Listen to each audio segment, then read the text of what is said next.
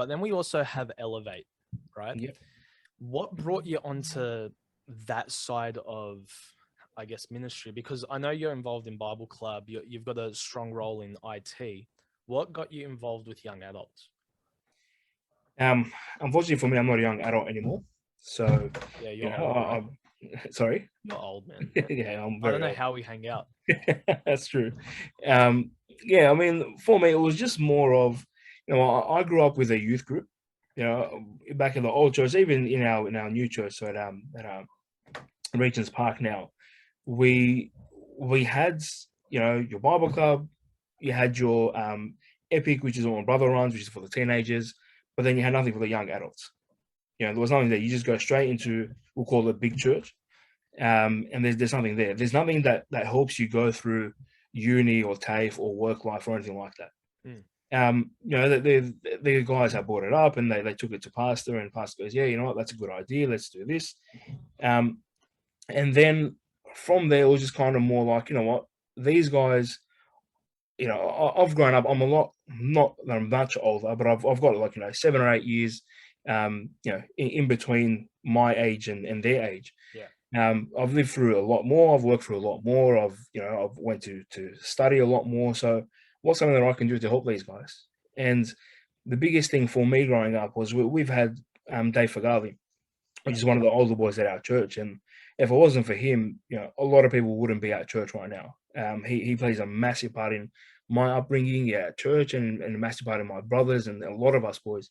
A massive part there. And I just wanted to say, okay, you know what? There's no one there that, yeah, sure, there's a Dave there, but he can't go to everyone. He can't help everyone. He 100%. can't do everything. He's got a family now. He's married. He's got kids and all that type of stuff. So there's no one kind of there where someone can call up and say, "Hey, I'm having a rough day. Can you pray for me?" Yeah. Or, "Hey, do you want to go grab a bite to eat? This is going on. I need to talk to someone. I need to do whatever."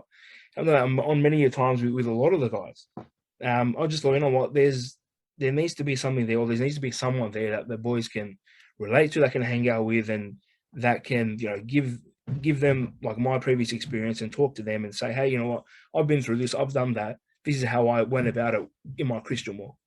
It was all about passing on what my knowledge and what I've been through for Christian walk, as opposed to, you know, worldly advice or anything like that. So that was one big reason why I kind of got into Elevate, is to help out the younger generation and things that I've lived in, things that I've done, things that I've work life and all that type of stuff, and just passing on my if you want to call it wisdom and knowledge to them, to help them out in the parts that I failed, in the parts that I struggled with, to help them out. Yeah, well, I mean, and you can see that in the way you do your ministry. I know you're probably my first phone call anytime something does come up and I need to chat about something.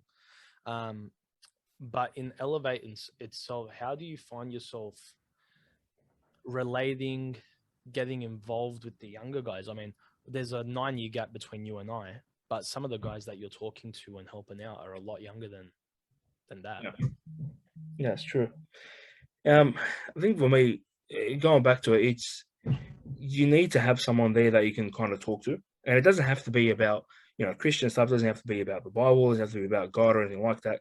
It can just be let's just talk about a movie. Let's talk about I like my gaming. I like playing my PS5, PS4, whatever it is, Nintendo Switch, whatever it is.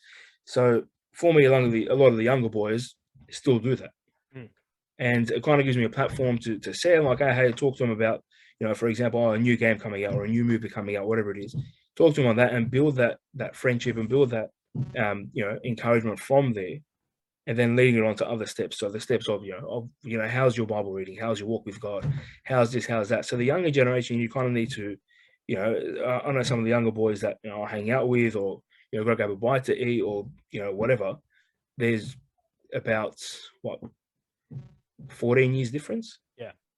And with those guys there, you need to find that platform there to kind of, help them out with and talk to them about it, and then build on that.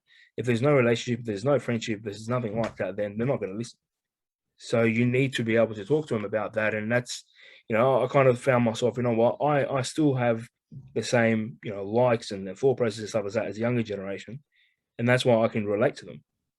And just talking to them about a simple thing first, and then building it up from there, and then saying, hey, what did you read today in the Bible, or how's your Bible reading, something like that later on is a massive step. Having that foundation there. And the thing is with people now, everything is about, they want to be accepted. Everything is, they want to talk to people, they want to do all that type of stuff. I love my alone time. I love me being by myself. I love being in my room and, all that type of stuff. But everyone now, this day and age, wants to be accepted by everyone, and wants to, be cool and all that type of stuff. Yeah, it's a and different generation now. definitely is. Different mindset. Definitely is. And if you give someone an ear, and the most precious thing he ever gives to someone is time.